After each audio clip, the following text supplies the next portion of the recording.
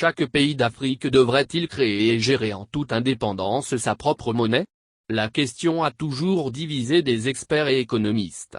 Si certains affirment qu'avoir une politique nationale monétaire est la base du développement, d'autres rétorquent que la souveraineté d'un pays ne se juge pas à sa monnaie. Je n'ai jamais vu un pays qui ne soit pas souverain de sa propre monnaie, déplorait l'économiste français Thomas Porcher. Cette idée n'est pas partagée par le ministre congolais de l'économie, Gilbert Ondongo. Dans une tribune signée dans Jeune Afrique, ce fidèle de Denis Sassou Nguesso estimait que la monnaie n'est pas à envisager comme l'expression de la souveraineté nationale.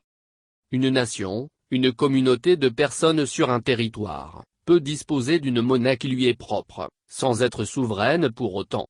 A contrario, une nation peut partager une monnaie avec d'autres, sans en avoir le contrôle, et en même temps, disposer des capacités à décider et à agir seule dans plusieurs domaines qui lui confèrent une certaine souveraineté, souligne Gilbert Ondongo. Au moment où se tiennent à Lomé, les États généraux de l'ECO avec pour objectif de proposer une feuille de route pour la création de cette future monnaie de la communauté économique des États de l'Afrique de l'Ouest, certains compatriotes ont revisité l'histoire et ressorti la loi N-62-20 du 12 décembre 1962 portant création de la Banque centrale du Togo et approuvant ses statuts. L'une des premières décisions importantes du premier président du Togo, Sylvanus Olympio. Une loi qui a signé l'arrêt de mort de Sylvanus Olympio et mis la dynastie des Knassambé au pouvoir depuis plus de 50 ans et fait changer le Togo sa trajectoire dans le temps, écrit Samuel Matet.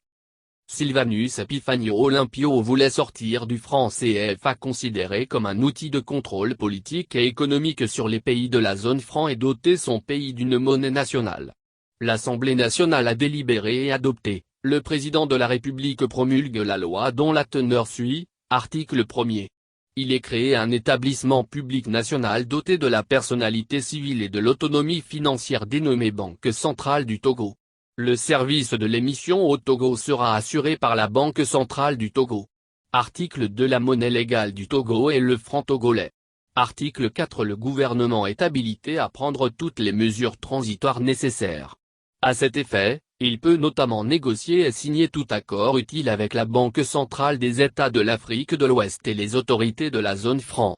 La période transitoire prendra fin à la date de retrait des billets et monnaies émises avant l'entrée en vigueur de la présente loi, indique in extenso la loi promulguée par Sylvanus Olympio le 12 décembre 1962. La sortie de la zone franc était prévue pour 1963. Sylvanus Olympio fut assassiné un mois après la promulgation, juste avant que l'indépendance monétaire du Togo ne soit acquise. C'était le début de la descente du pays dans les abîmes. La Guinée-Conakry et le Mali en avaient aussi fait la douloureuse expérience. En 1960, bien avant le Togo, le président Sékou Touré qui voulait une réelle indépendance politique et économique pour la Guinée, crée le franc guinéen et quitte la zone en 1960.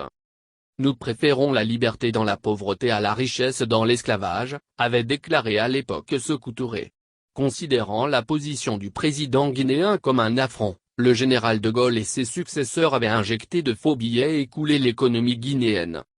Quant au Mali, il est sorti de la zone CFA en 1962 et a mené une politique monétaire expansionniste qui a abouti à la dévaluation en 1967 du franc malien, suivi d'un coup d'État une année plus tard. On rapporte également qu'en 2010, Laurent Gbagbo, privé de sa signature à l'Absao au profit de son adversaire Alassane Ouattara, avait menacé de créer sa propre monnaie et de sortir du franc CFA. Le MIR, c'est la monnaie de résidence ivoirienne qu'il envisageait de frapper. La France lui fera la guerre. Gbagbo sera arrêté et envoyé à l'ACPI.